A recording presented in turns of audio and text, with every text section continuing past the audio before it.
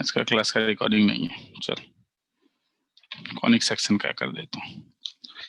तो जो लोग रिकॉर्डिंग देख रहे हैं उनके लिए ये ठीक है कि मैं फर्स्ट हाफ का रिकॉर्डिंग करना भूल गया हूँ। हाँ, तो दोज हू मिस्ड वो मैं जब दूसरे बैचेस में कराऊंगा तो तुम देख सकते हो, और अभी नहीं। हाँ।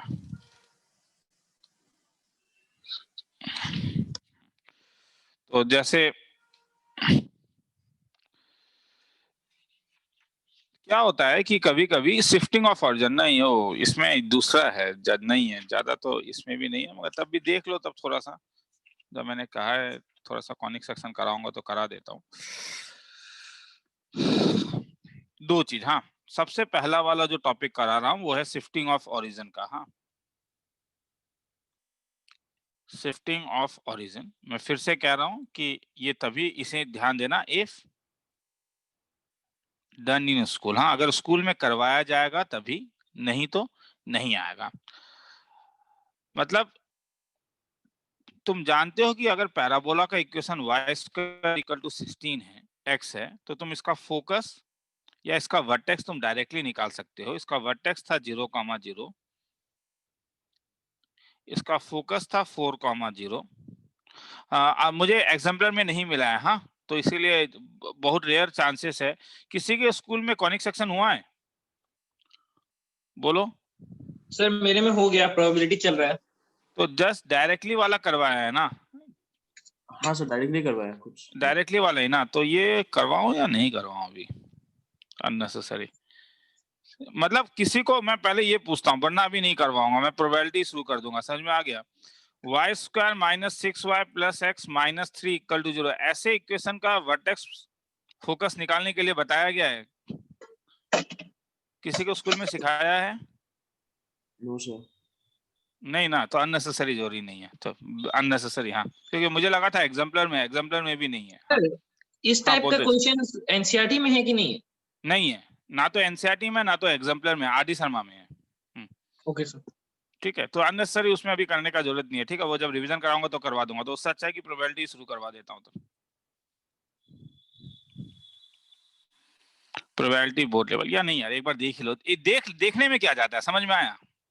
देखने में कुछ नुकसान थोड़ी ना है। Y square equal to 16x, ध्यान से देखो। हाँ, ज्यादा कंफ्यूज मत होना। हाँ, इसका फोकस क्या था, कोई बोलेगा? a,0 बोलो ना, नहीं बोलोगे? 4,0। इसका वर्टेक्स क्या था? 0,0। और इसका लेंथ ऑफ द लेटर सेक्टम क्या था? 16, 4 है। हाँ, मगर कभी कभी अब ये इक्वेशन नहीं देके ये इक्वेशन दिया रहेगा। अब जैसे एसओएफ का तुम ओलंपियाड दोगे या वैसा कुछ इक्वेशन दोगे, तब अब क्या किया जाए? तो जैसे क्वाड्रेटिक में तुम सब्स्टिट्यूशन करते थे ना, ये इक्वेशन को देख के हम लोग क्या करेंगे, y-2 येलो वाला और ब्लू वाले को सब्स्टिट्यूट कर देते हैं। क्या? y-2 को कैपिटल Y ले लेता हूं और x-5 को कैपिटल X ले लेता हूं। तो 1 इंप्लाइज क्या था? y square equal to 16x। अब इसका वर्टेक्स क्या होगा? जो ऊपर वाले का था 0,0। मगर मुझे बोलो, ये जो x और ये जो y एक्सिस है, ये कैपिटल X होगा या स्मॉल x होगा? स्मॉल एक्स होगा। नहीं नहीं, ध्यान से देखो। अभी तुमने जब रिप्लेस कर दिया कैपिटल Y कैपिटल X, तो इक्वेशन कैपिटल X में है या कैपिटल Y में? कैपिटल Y में। तो जब जो ये जो वैल्यू तुम्हें 0,0 मिला, ये कैपिटल X का मिलेगा या कैपिटल Y का मिलेगा? कैपिटल। इसके रेस्पेक्ट में देखोगे ना, तो तुम्हें कैपिटल X 0 मिला और कैपिटल Y 0 मिला। मगर अगर कैपिटल X 0 मिला, क्योंकि ओरिजिनल इक्वेशन तो स्मॉल x में है, तो यहां से बोल सकते हो कैपिटल X का वैल्यू क्या था? x equal to 5।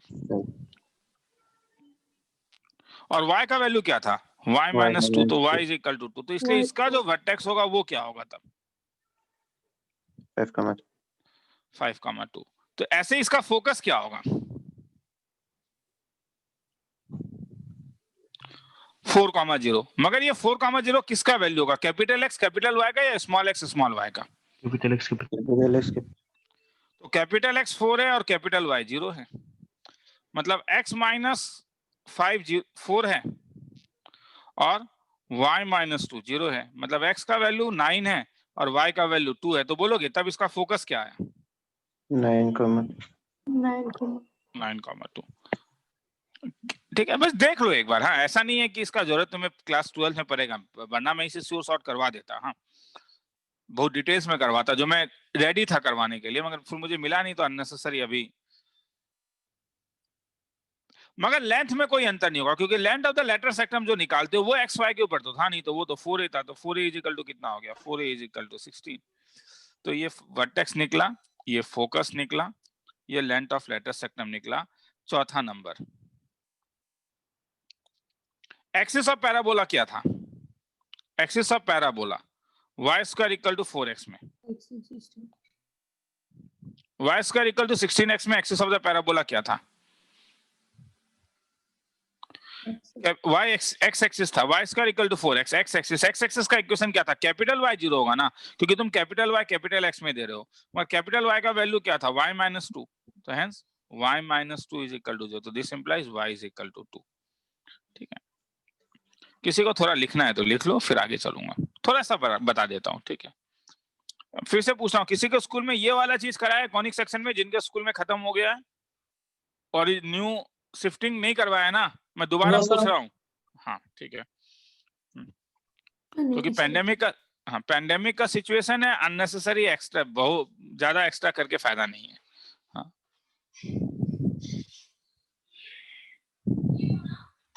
नीचे वाला पार्ट लास्ट दिखा रहा हूँ थोड़ा सा। अगर करवाया जाएगा मुझे बोल दोगे, उन सेक्शन, उस सेक्शन ऑफ स्टूडेंट्स को, उस स्कूल ऑफ स्टूडेंट्स को बिठा के करवा दूंगा। हाँ ठीक है, मतलब कोर्स खत्म होने का एक अलग मजा है कि तुम बोलोगे कि हाँ सर कोर्स खत्म हो गया, मुझे भी सुन के अच्छा लगेगा कि हाँ मैंने तुम्हारा कोर्स खत्म कर दिया। ठीक है, ये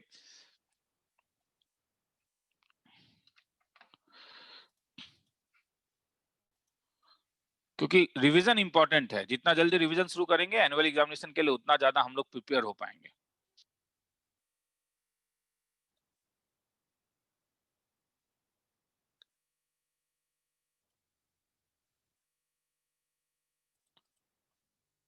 आगे चलूं? सर एक बार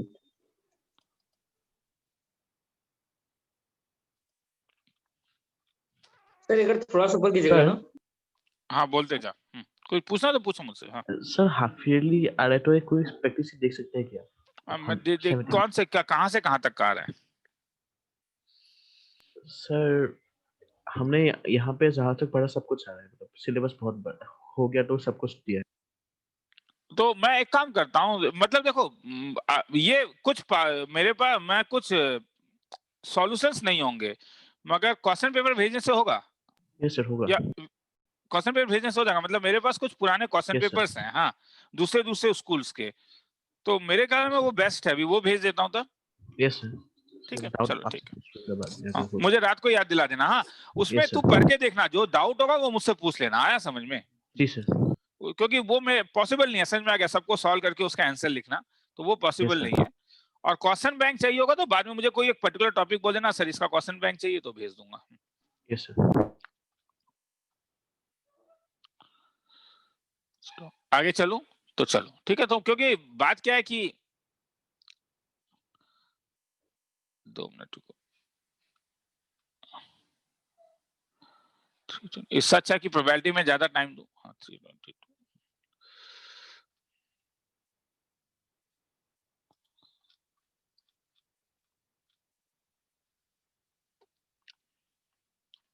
चलो लिखो प्रोबेबिलिटी।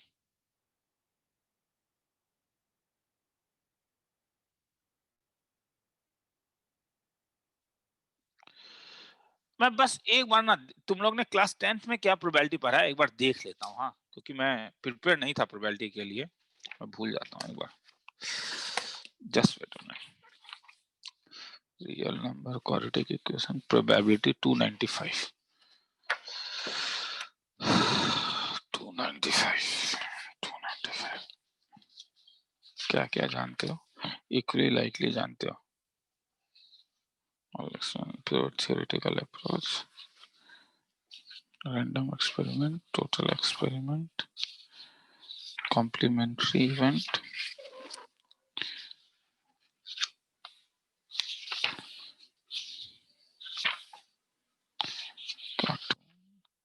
13 number box ऑप्शन है। ठीक है चलो,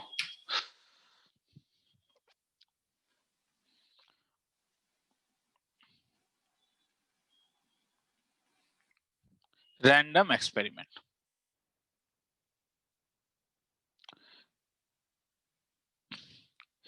कोई भी इवेंट को हम रैंडम एक्सपेरिमेंट तब कहते थे इफ दैट इवेंट हैज, मैं पूरा अंग्रेजी नहीं लिख रहा हूं, हाँ बोर हो जाओगे, has more than one possible outcome. जैसे throw of dice, throw of coin में क्या क्या पॉसिबिलिटी है? हेड और टेल। ठीक है, सुनने में आ रहा है? हाँ सर, आ रहा है। हाँ, Yes, तो sir. मैं just wait a minute. Sample space word use तुम लोगों ने किया है 10th में? सैंपल स्पेस, हाँ या ना? Yes, sir. प्रोबेबिलिटी में सर एक दो सम्स में किया था सर। Yes, मैंने sir. इन जनरल नहीं किया। ठीक है ठीक है। तो हर आउटकम को, ऑल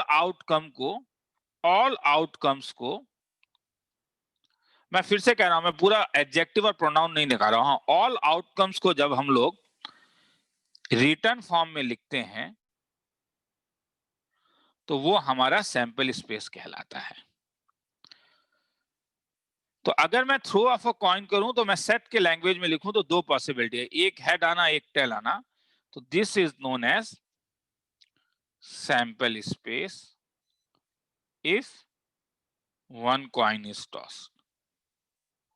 तो अगर एक से ज्यादा कॉइन टॉस करोगे तो 2 कॉइन टॉस करने से सैंपल स्पेस क्या होगा?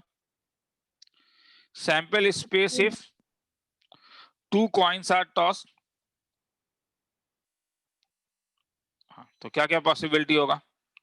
या तो हेड हेड आएगा, नहीं तो हेड टेल, नहीं तो टेल हेड, नहीं तो टेल टेल। देखो यार, ये सब चीजों को क्लियर होना होगा, कहीं डाउट होगा तो मुझे बोलोगे, हाँ कहीं भी डाउट होगा तो प्लीज।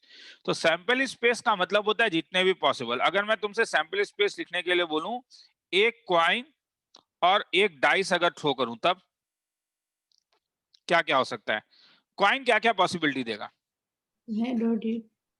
और जब तुम डाइस थ्रो करोगे तो क्या क्या पॉसिबिलिटीज हो जाएगा? 1 2 3 4 5 और 6।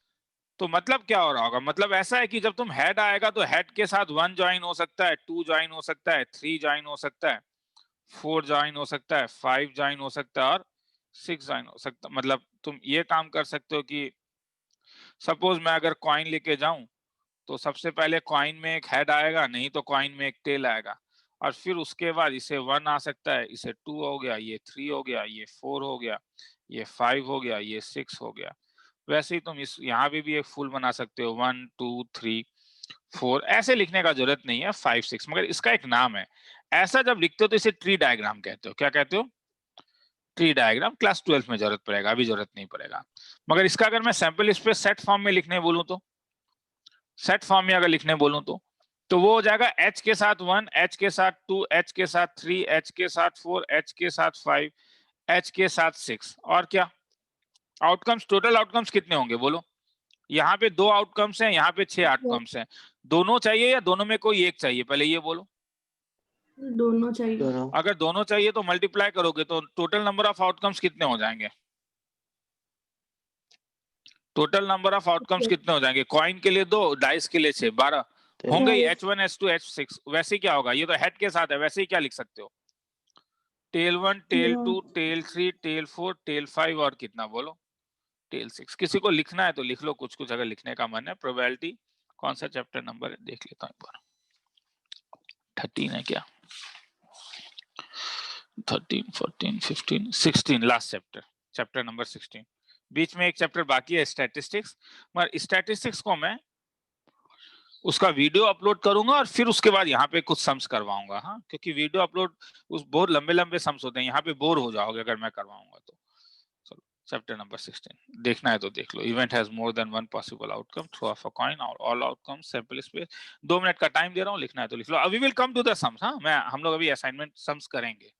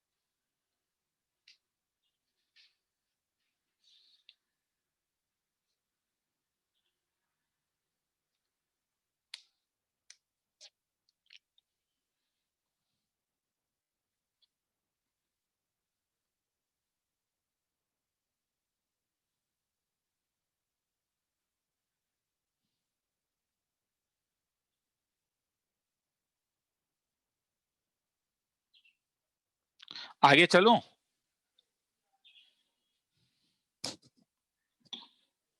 थोड़ा सा रुकिए।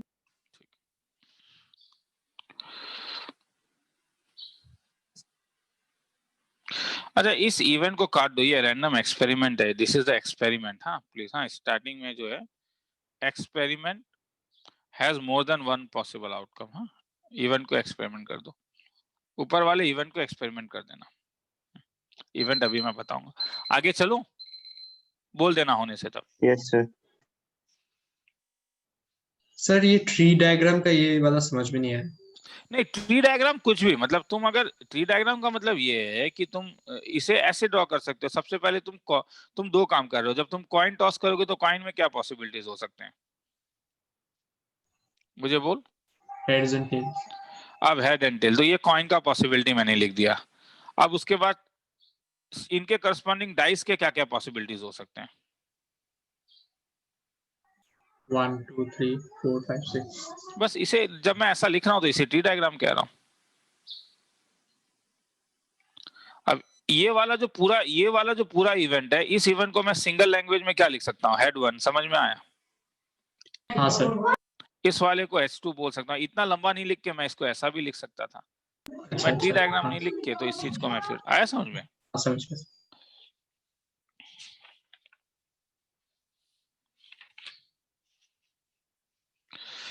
तो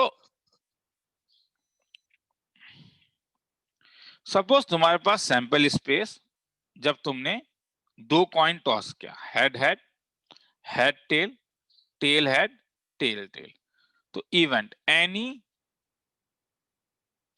subset of sample space is called an event. इसे इवेंट कहते हैं। तो जैसे एग्जांपल, एक इवेंट हो सकता है head head, head tail, tail head. एक इवेंट हो सकता है केवल हेड हेड आना, और एक इवेंट हो सकता है कि टेल टेल और हेड हेड आना।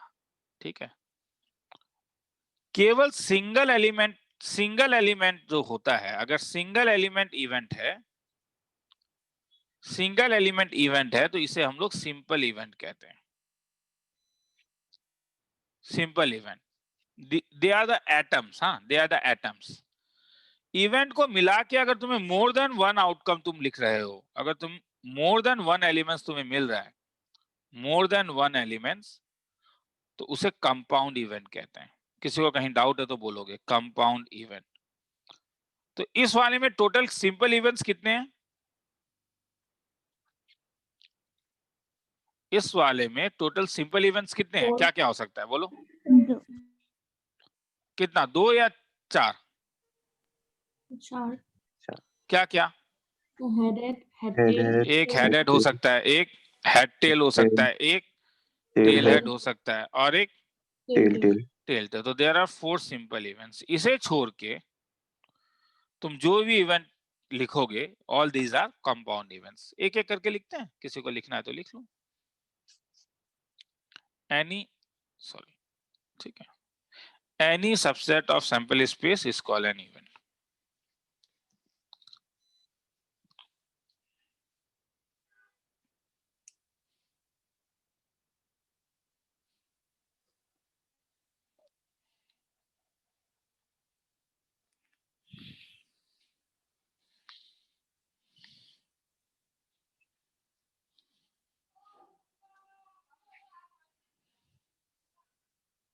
आगे चलो,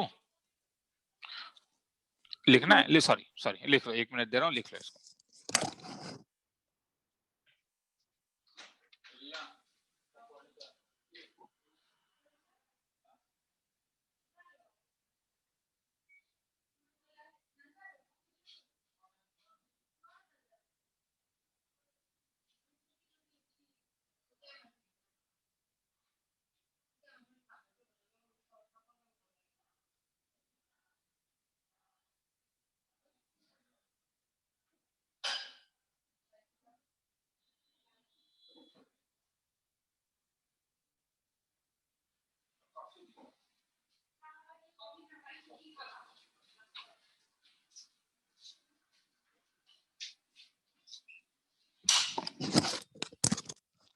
आगे चलूं?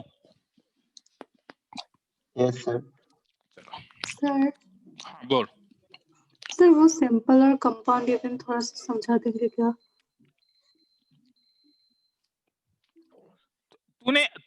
तूने अभी तक क्या समझा सिंपल इवेंट? जस्ट बोल मुझे। सर सिंपल इवेंट में मतलब सर एक एलिमेंट। हाँ, तो सैंपल स्पेस, तुम लोग को कंफ्यूजन है सर। हेड भी तो एक सिंपल इवेंट है। जब तुम 2 कॉइन टॉस करोगे तो केवल हेड आएगा क्या? No sir. हाँ, तो अब मुझे एक एलिमेंट, तो इसमें एलिमेंट्स क्या क्या है बोलो? इस सैंपल स्पेस के एलिमेंट्स क्या क्या है? Sir head tail. वो एक एलिमेंट है, और हेड tail हेड एक एलिमेंट है। हाँ, तो अब हाँ बोल। सर। तो जैसे, तो अगर मैं डाइस को थ्रो करूं तब मेरे पास आएगा 1 2 3 4 5 6। तो इसका एक इवेंट इवन है जिसमें मैं केवल 5 लिख सकता हूं। तो ये क्या है, सिंपल इवेंट है या कंपाउंड इवेंट है? Sir simple. और अगर मैं E2 को 5,6 लिखूं तो? Sir compound. कंपाउंड, क्योंकि 2 है। हाँ सर। अगर आप समझ में आया? हाँ सर अभी हो अगर गया। 3 कॉइन को मैं थ्रो करूं तो मुझे पास आएगा head head head, head head tail, head tail head, tail head head, tail tail head, tail head tail, head tail tail, tail tail tail. तो अब मुझे बोलो, केवल मैं अगर हेड हेड टेल लिखूं तो ये सिंपल या कंपाउंड? सिंपल। Sir simple. तुम इसे कंफ्यूज कहां हो रहे हो? तुम इसे 3 चीज देख रहे हो सर। इसमें 3 है, धत तरीका 3 थोड़ी ना, ये 3 मिलके एक है। आ रहा है समझ में? हाँ हाँ जब सर 3 आ गया। कॉइन को टॉस करोगे तो ये 3 एक साथ आएगा। 3 जब जमीन में गिरेगा तो कॉइन 1 गिरा होगा, कॉइन 2, कॉइन 3, ये 3 ये ग्रुप में एक साथ गिरा होगा, जिसमें एक में हेड है, एक में हेड है और एक में टेल है। आगे चलूं? हाँ सर थैंक तो यू यानी सर। कि एक आउटकम सिंपल इवेंट और एक से ज्यादा आउटकम एक साथ। हाँ वही है। हाँ, केवल सिंगल सेट है। अगर सिंगल सेट है तो ये तुम्हारे पास, अगर सिंगल एलिमेंट सेट है तो ये सिंपल एलिमेंट है। मतलब पहले इस प्रिजुडाइज को खत्म करो कि इसमें 3 एलिमेंट है। इसमें 3 एलिमेंट नहीं है, ये बॉक्स की तरह काम कर रहा है, ये एक एलिमेंट है। Is it okay? चलो आगे चलते हैं।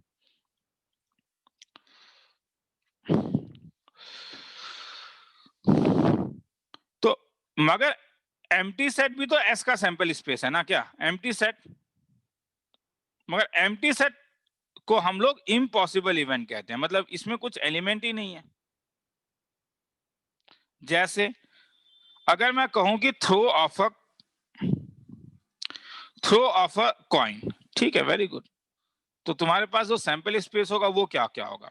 हेड और टेल। और अब मैं पूछूं getting head tail in throw of a coin, is it possible? No sir. एक कॉइन थ्रो कर रहे हो और हेड टेल, तो क्या लिखोगे इसे? जी। तो दिस इज नॉट पॉसिबल को हम लोग कहते हैं इम्पॉसिबल। इम्पॉसिबल मतलब इम्पॉसिबल, आई एम पॉसिबल नहीं है कि हाँ ये इम्पॉसिबल है।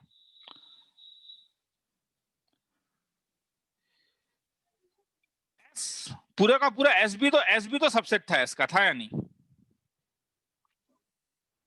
तो अगर पूरा का पूरा एस तुम ले लोगे तो उसे श्योर इवेंट कहते हो। जैसे थ्रो ऑफ अ कॉइन में एच टी है और मैं इसमें इवेंट कह रहा हूं एच और टी, तो तुम बोलोगे सर ये पूरा का पूरा एस है। हाँ ठीक है, तब ई को तुम कहोगे this E is known as sure event. So there are 2 types of event. One is sure. There are many types of event. One is impossible. Sure event is whole of. This one is क्या? Whole of sample space. कहीं भी doubt है तो बोलोगे। Impossible event का मतलब this is the empty set.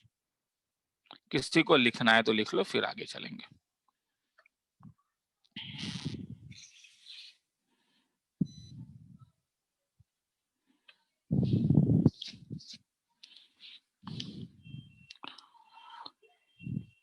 जैसे मुझे क्या बोलते हो जरा देखें तो, in a throw of a dice event of getting number 1 either even number और ऑड नंबर, तो क्या बोलते हो, ये क्या इवन होगा, इम्पॉसिबल या sure? In a throw of a dice, कोई बोलेगा? In a throw of a dice sample space में क्या क्या पॉसिबिलिटी है? ए डाइस, केवल एक ही डाइस थ्रो है। अरे 1 2 चुप 3 हो गए 4 यार, 5 अच्छा 6 नहीं लग रहा है। 1 2 मैं फिर से 3 कह रहा हूँ, 4 प्लीज यार, ये थ्योरेटिकल टॉपिक है, मुंह से आवाज निकालो, प्लीज निकालो, प्लीज निकालो यार आवाज, जब मैं पूछ रहा हूँ कुछ तो बोलो यार। श्योर इवेंट होगा। हाँ तो इवेंट, हाँ तो एटलीस्ट कोई एक बंदा तो बोले जो मुझे मोटिवेशन आया, हाँ कि कोई तो सीखना चाह रहे हैं। हाँ बाकी लोग लिखना चाह रहे हो ये बात अलग है। ई क्या होगा 1 4 5 6, तो this is equal to X, तो ये श्योर इवेंट होगा। कुछ तो बोलो यार, थ्योरेटिकल टॉपिक है, मुझे कैसे पता चलेगा समझ में आया है नहीं समझ में आया।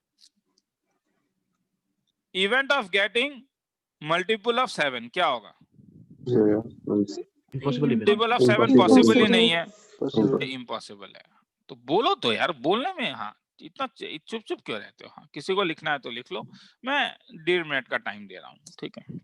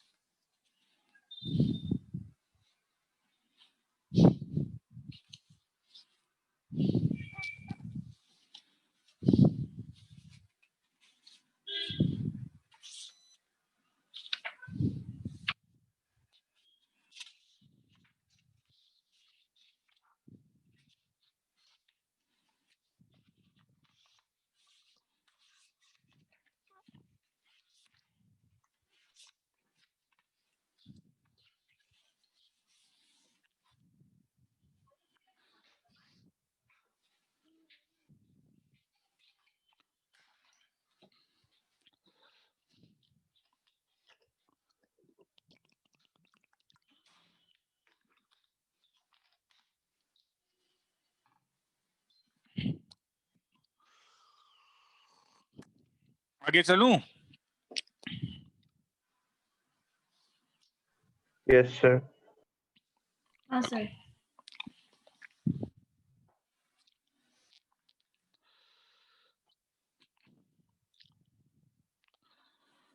तो इवेंट्स आर, ये लिखने का जरूरत नहीं है, एक बार बता देता हूँ, सबसेट ऑफ सैंपल स्पेस। इसमें हम लोगों ने क्या क्या पढ़ा? हम लोगों ने एक Sure. सिंपल इवेंट पढ़ा, हम लोगों ने कंपाउंड इवेंट पढ़ा,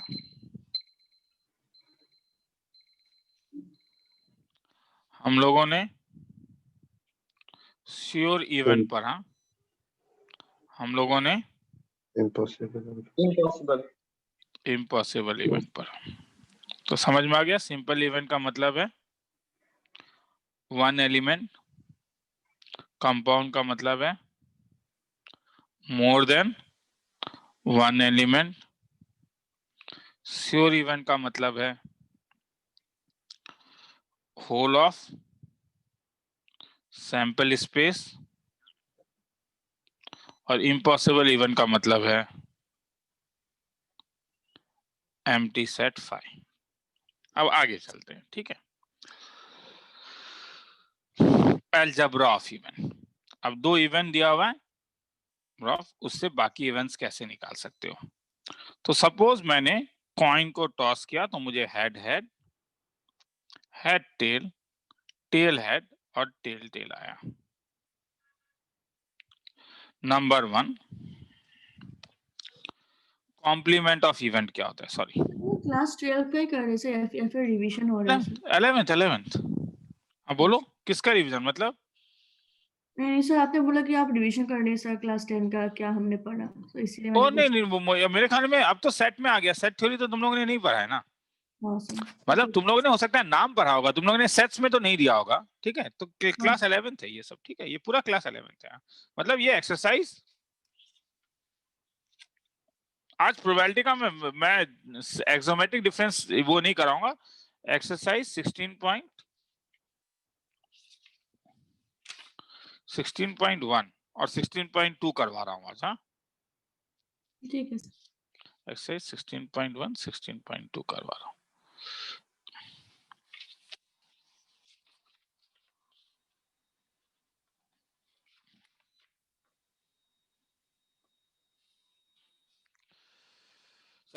एल्जेब्रा ऑफ इवेंट्स, तो एल्जेब्रा ऑफ इवेंट्स तुम्हारे पास होगा। सबसे पहले हम लोग देखते हैं कॉम्प्लीमेंट्री इवेंट, जिसका अच्छा खासा जरूरत पड़ेगा। कॉम्प्लीमेंट्री इवेंट मतलब तुम लोगों के सेट थ्योरी में जो कॉम्प्लीमेंट सेट पढ़ते थे, मतलब ई अगर मैं बोलता हूं कि एच एच और एच टी, तो कॉम्प्लीमेंट्री इवेंट ई डैश कहलाता है। तो ई डैश क्या होगा तब? TT. ठीक है, टेन है तो सेट थ्योरी में अगर मैं इसको सैंपल स्पेस मानूं, ये अगर मेरे पास ई है, तो मेरा कॉम्प्लीमेंट्री इवेंट कौन सा पोर्शन होगा? ई के शेडेड रीजन से बाहर वाला। तो ई कॉम्प्लीमेंट हेड टेल के ऊपर, तो टेल हेड और टेल टेल, इसे कॉम्प्लीमेंट्री इवेंट कहते हैं। किसी को लिखना है तो लिख लो, डाउट है तो पूछोगे। Complementary event.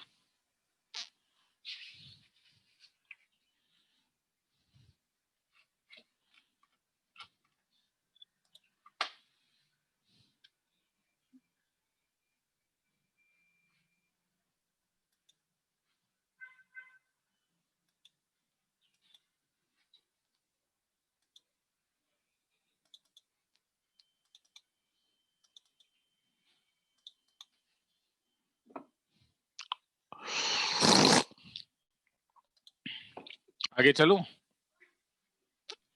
Yes, sir. चलो, number 2, union of event.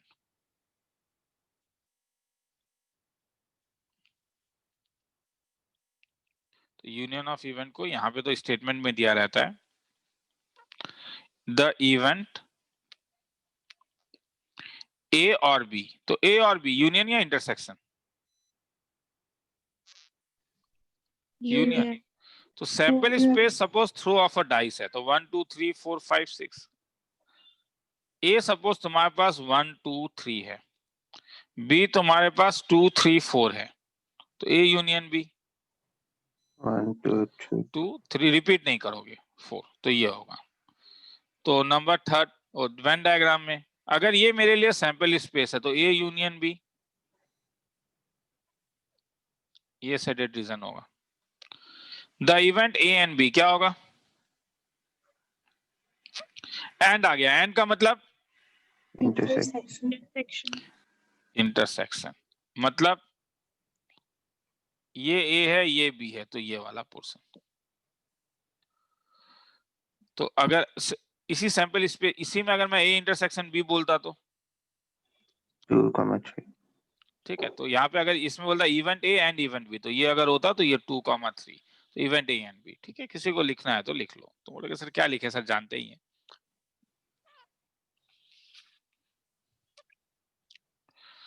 45 seconds दे रहा हूं।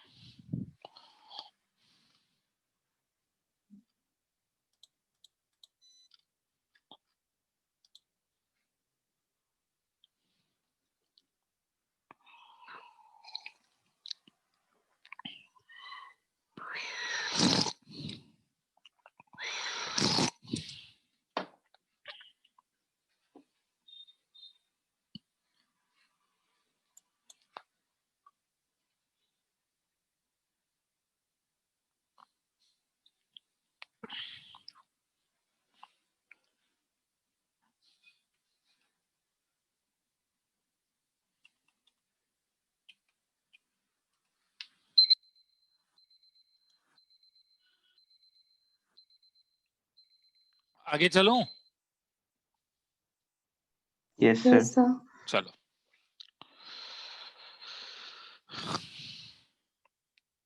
चौथा, the event A but not B. The event A but not B. A हो मगर बी ना हो, क्या ये नहीं होगा? एस अगर 1 2 3 4 5 6 है, ए 1 2 3 4 है और बी 3 4 5 है, तो ए बट नॉट बी, 1, 2. उसको ए माइनस बी भी बोला जाता है। और इसमें वो ए जो कि exclusive 1,2, this is also known as exclusive A, मतलब केवल ए में ही हो, बी में ना हो। यहां तक लिख दोगे क्या, क्योंकि उसके बाद फिर एक अलग कॉन्सेप्ट में आएंगे हम लोग।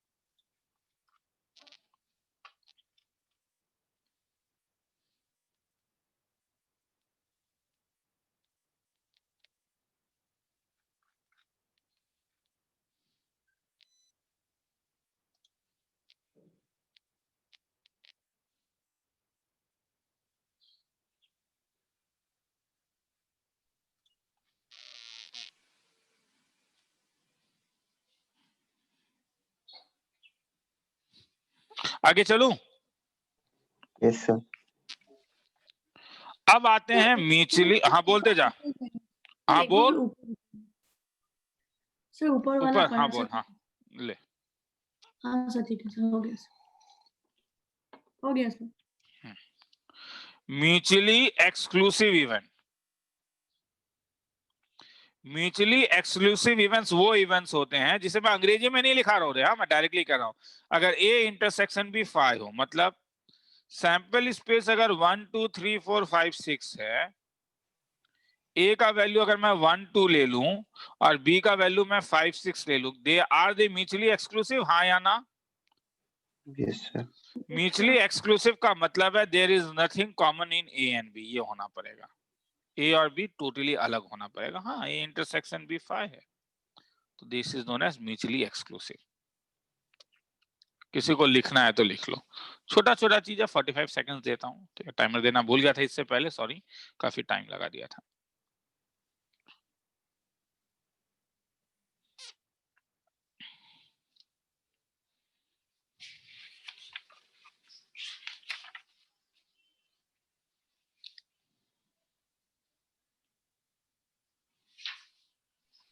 आगे चलूं? सर Yes, मतलब sir. इसका मतलब है सर डिसजॉइंट सेट्स के बारे में डिजाइन, बोल। हाँ, ये डिजाइन सेट्स, इसका मतलब ही वही है, इसका मतलब ही डिजाइन सेट्स है। एग्जॉस्टिव इवेंट्स,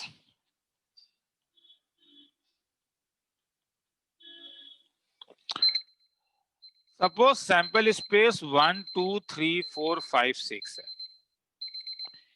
ए को मैं 1 2 4 लिख रहा हूं, बी को मैं 3 5 6 लिख रहा हूं,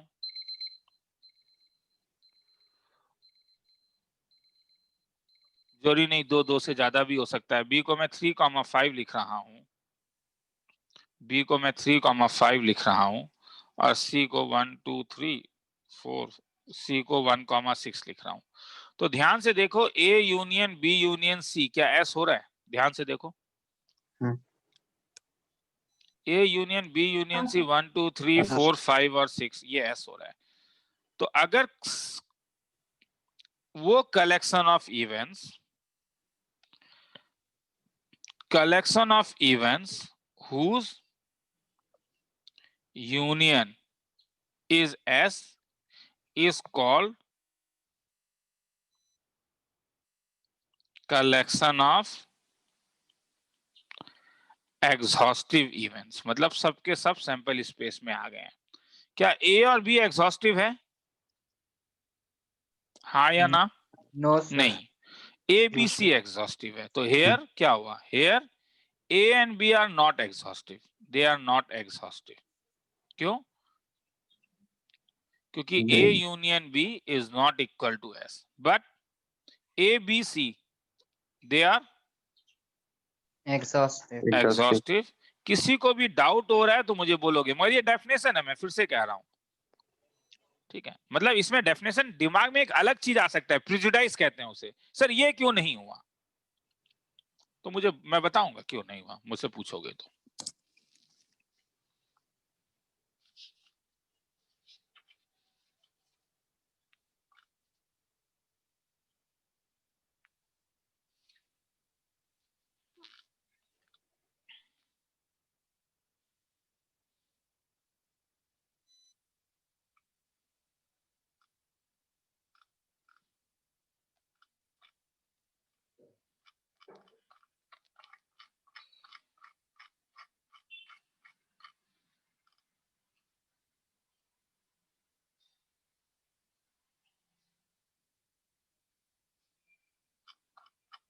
चलूं आगे?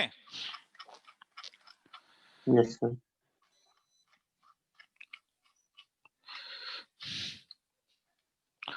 चलो, लास्ट डेफिनेशन। S का वैल्यू 1 2 3 4 5 6 हो सकता है। A का वैल्यू 1 2 3, B का वैल्यू 4 5 6। तो इसमें एक सुंदर चीज हो रहा है, देखो A इंटरसेक्शन B क्या हो रहा है? 5 Mutually exclusive or exhaustive. और A यूनियन B क्या हो रहा है? S Yes.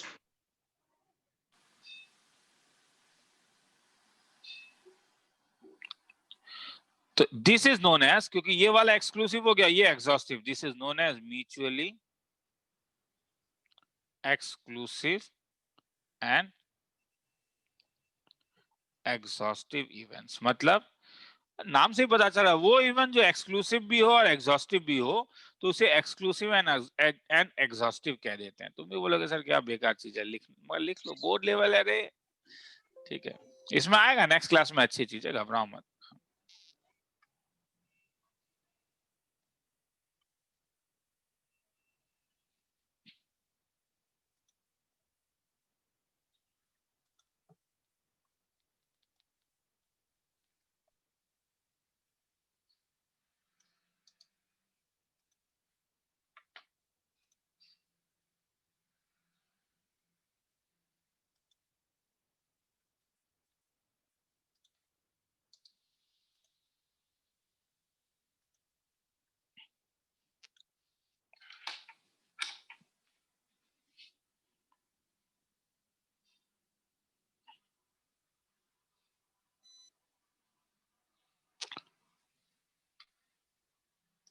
हो गया, आगे चलूं? Yes, sir. चलो, तो बस हो गया। कुछ सम्स करवाता हूँ, ठीक है, सम्स करवाता हूँ, मतलब एक चीज है, इतना लंबा लंबा समय काम करता हूँ। तुम लोग को सम लिखने का जरूरत नहीं है, हाँ, सम तो रहेगा ही यहाँ पे, तो सम लिखने का जरूरत नहीं है। मैं प्रॉब्लम्स को यहाँ पे लेके आ जाता हूँ और हम लोग यहीं पे डिस्कस कर लेते हैं, ठीक है, थोड़ा सा, ठीक है। 10 मिनट के अंदर क्लास खत्म हो जाएगा, 10-15 मिनट के अंदर में, उतना भी नहीं लगेगा अगर तुम लोग साथ मेरा साथ दोगे तो ऑब्जेक्टिव नहीं, सब्जेक्टिव सम्स हैं। चलो, क्वेश्चन नंबर 1 पढ़ के देखोगे, सम लिखने का जरूरत नहीं है, ठीक है। मैं खुद कहता हूँ कि बार बार लिखा करो, मगर यहाँ पे मना कर रहा हूँ, बोर हो जाओगे। In each of the following describe the sample space। हल्ला हो सकता है, the coin is tossed 4 times। कितने होंगे 16. इसमें? टोटल नंबर ऑफ एलिमेंट्स कितने होंगे? क्वेश्चन ऐसा भी तो आ सकता है ना रे। मुझे पूछो, मेरा कहना है क्वेश्चन क्या, वो मत सोचो, सैंपल स्पेस तो लिख लोगे, वो मुझे मालूम है। टोटल नंबर ऑफ एलिमेंट्स कितने होंगे इसमें? कोई कुछ कह रहा था 16, क्योंकि 2 into 2 into 2 into 2 16। और अगर लिखने के लिए बोलेगा तो काफी ज्यादा हो जाएगा। तुम अच्छा, अब अगर आ गया एग्जाम में कोई टीचर अगर पूछ दिया मगर बहुत बेकार सम है, तो ऐसे में ना ट्री डायग्राम बेटर होता है। तुम बोलोगे सर कैसे? देखो, मतलब लिखने में तो 16 बनना तो मिस कर जाओगे, तो इसलिए मैं वो लिखने का तरीका दिखा रहा हूं। सबसे पहले कॉइन को टॉस करो तो क्या आएगा? Head tail. अब सेकंड कॉइन को टॉस करो, क्या आएगा? Head tail head tail. आ रहा है समझ में? अब थर्ड कॉइन को टॉस करो, क्या आएगा? Head tail head tail head tail head tell. और अब फोर्थ कॉइन को टॉस करो, क्या आएगा? Head tail head tail head tell. देखो, हेड टेल हेड टेल। लिखने का जरूरत नहीं है, मैंने पहले ही कह दिया, हेड टेल और हेड और टेल। अब ये वाला क्या, ये कौन सा इवेंट होगा? हेड। उसके बाद ये वाला इवेंट में आ जाओ, इस वाले इवेंट में आ जाओ, ये इवेंट क्या होगा? Head tail. तो उस रास्ते को देखो क्या होगा, ये रास्ता होगा, तो ये क्या होगा? Head tail. तो ऐसे करके अगर सबको लिख लोगे तो हो गया, ठीक है, अगर लगता है कि सर मिस हो जाता है तो इसमें मिस होने का चांस नहीं है, तो तुम्हें ये करना होगा, और अगर नहीं होता है तो नहीं होता है मिस, इट्स बेटर। चलो ठीक है, लिखने का जरूरत नहीं है। चलो उसके बाद देखते हैं, अ coin is toss, a dice is throne, ये तो जानते ही हो, टिक मार्क कर रहा हूं। 12 A coin is tossed and then a dice rolled only in case of head। चलो इस वाले का सैंपल स्पेस क्या होगा बोलो? 7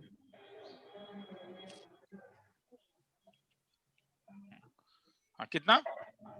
थर्ड का? 7 A coin is tossed and a dice rolled only in case head occurs।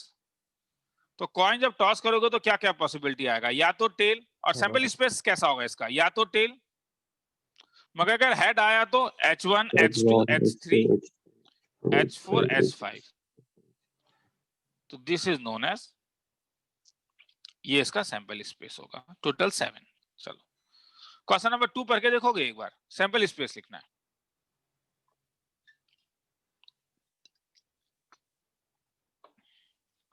Two boys and two girls are in a room X. One boy and 3 girls in room Y. Specify the sample space for experiment in which a room is selected and then a person. A room is selected and then a person. तो room 1 में क्या क्या है? 2 boys और 2 girls। Room 2 में क्या है? 1 boy 3 girls। 1 boy और 3 girls। हाँ, तो रूम इज सेलेक्टेड, तो चलो करो, रूम को सेलेक्ट करो, तो क्या हो गया? तो मेरा कहना है इसका सैंपल स्पेस ऐसा नहीं होगा क्या? फर्स्ट B1 1 B2 आया समझ में क्या?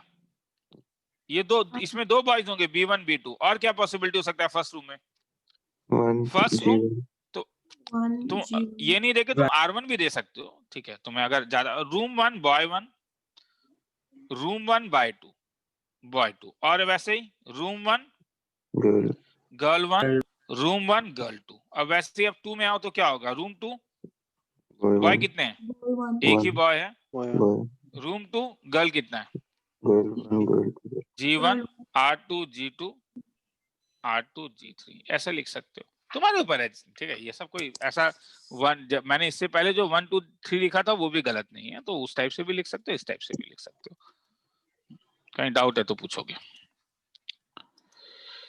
लिखने का जरूरत नहीं है।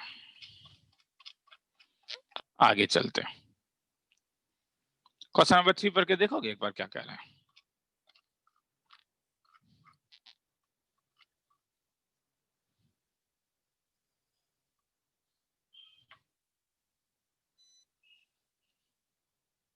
सर लिख ले। नहीं जरूरत नहीं है, नेक्स्ट वाले में जाओ। मगर एक काम करना, इसमें थोड़ा सा चीज जरा ध्यान से देखना, तो क्योंकि तुमने ऑलरेडी यहाँ पे B1 B2 यूज कर लिया है और यहाँ पे G1 G2 यूज कर लिया है, तो इसके लिए कुछ दूसरा नंबर यूज कर लो। हाँ, B1 डैश यूज कर लेना, वो ज्यादा बेटर है, वरना ये, क्योंकि ये बॉय और ये बॉय तो अलग है, तो ये टोटली अलग दिखने लगता है। हाँ, R2 B1 dash G2 G1 dash, last वाला लिखने का जरूरत नहीं है, इसे क्या लिखोगे? हाँ, सम दूंगा तो कर ही लोगे। क्वेश्चन नंबर 3 देखो एक बार। One die of red color,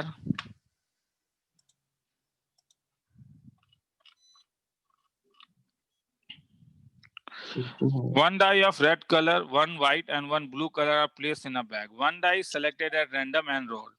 sir यहाँ पर नंबर ऑफ इवेंट्स 18 है क्या? हाँ, इसमें 18 होंगे क्या? 18 होंगे ना, क्योंकि तुम्हारे पास कितने डाइज हैं? 3 डाइज है और सबके 6 पॉसिबिलिटीज हैं, तो 3 डाई है और सबके 6 पॉसिबिलिटीज हैं। तो मेरा कहना है कि क्या क्या हो सकता है बोलोगे? तो तुम्हारे पास ये हो सकता है कि सपोज रेड वाला डाइस R से ले रहा हूं, तो ये R1 R2 R3 R4 R5 R6, वैसे ही W के साथ। अब कोई कोई W1 लिखता है, कोई W1 डैश लिखता है, ठीक है, नॉर्मली W2 ऐसे ही लिखना ज्यादा बेटर है, क्योंकि इसमें अंडरस्टैंडेबल है कि 1 2 3 4 अलग अलग है, 4 W5 W6, और वैसे ब्लू के साथ blue 1 blue 2 blue 3 blue 4 blue 5 और ब्लू 6। अब वैसे ही क्या होगा कि तुम लोगों को क्या होगा कि इसमें अब तुम्हें कुछ एलिमेंट्स दिए रहेंगे, वो निकालना होगा, और फिर तुमसे पूछेगा कि इज इट म्यूचुअली एक्सक्लूसिव या फलाना फुलाना। तो वो तुम करके देख सकते हो, मेरे ख्याल में निकाल के देख सकते हो। असाइनमेंट सीट दूंगा आज, यहीं पे चीजों को छोड़ता हूँ अब मैं, ओके यही ठीक है।